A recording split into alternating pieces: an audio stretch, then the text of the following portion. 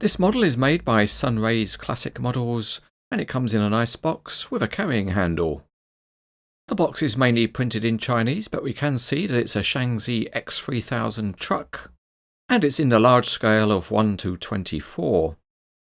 So let's get on and do what we always seem to have to do, and that is open up the box. Inside there's a large pair of expanded polystyrene trays, and they are factory sealed. If we lift the lid we can see that there's paper, but that's nice soft paper which is protecting the model. So we'll carefully unwrap it instead of ripping it off like a madman, and then we can see this spectacularly coloured model. It's quite big and heavy, so we need quite a large hand crane to get it out of the box. And the other thing that comes with the model is a small plastic pointer. There was one small defect on the review model, and that's a broken light. But our old friend Superglue was on hand to help put things right. Apart from that, there's no assembly to do on the model because it is complete. Out of the box.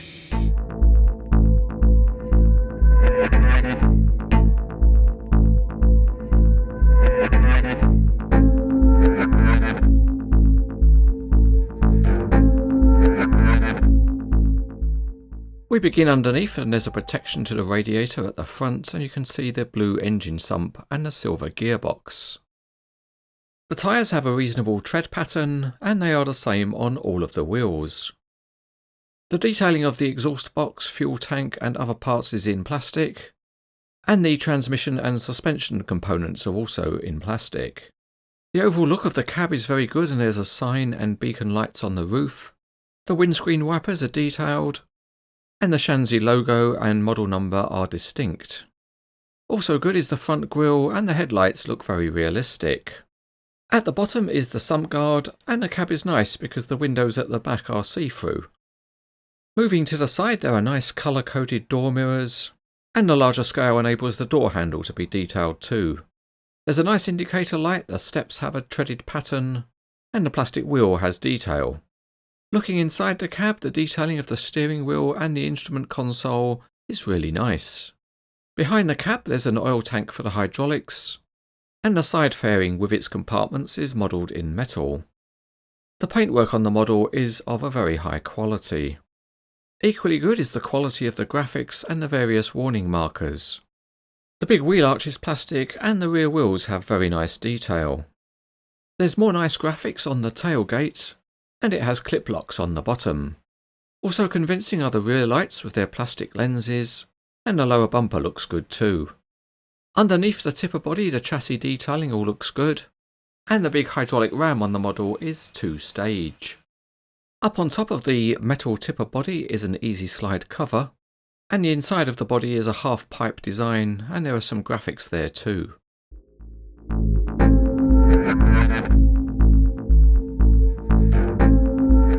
The first interesting feature on this model is the rear axles, because when you turn the wheels the drive shafts turn as well, and this feature works really well. There's also a very smooth suspension on the rear axle assemblies. And if we go to the other end of the model, as you would expect, you've got steering on the steering axle. The range of steering movement is reasonable rather than huge, and if you look closely you can also see there's a steering linkage through to the steering wheel. Let's get the X3000 out on the test track, and it rolls along very well, and that's to be expected because this is a big and heavy model. With the model right side up we can see again how the rear suspension works. And we can also test out the steering angle, so if we set the wheels as far as they will go, then the truck will turn in a moderate curve. Next up in the features list is a tilting cab, and underneath that there is a detailed engine with coloured components, and the cab does stay tilted. The model comes with a plastic pointer, and you use that to help you open the doors, and they open to a good angle. The pointer is also useful to open a side panel which gives access to the fuel tank. And if you go to the front you can lift up the grille and see the radiator underneath. And now that we've got the swing of things we can go to the other side and open the other door. And we're still not done because there are 2 more opening side panels. But this is a tipper truck and we need to know if it will tip. And the answer is of course it will. The ram is 2-stage and the middle stage is certainly very stiff. And fully tipped you do get a reasonable angle. Moving to the tailgate, and it has self-locking clips at the bottom, and once you separate it from them, the big metal tailgate is free swinging. There's also another feature under the tipper body, and that is a locking frame, so you can access the chassis without fear of the tipper body closing on you.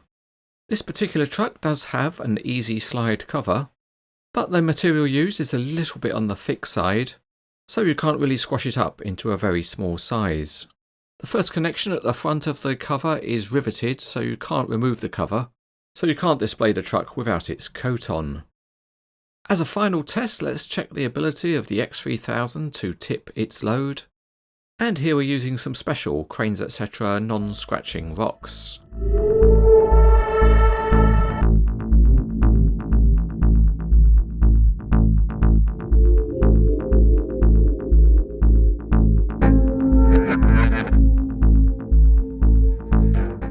This is a big and impressive tipper truck by Sunraise Classic models.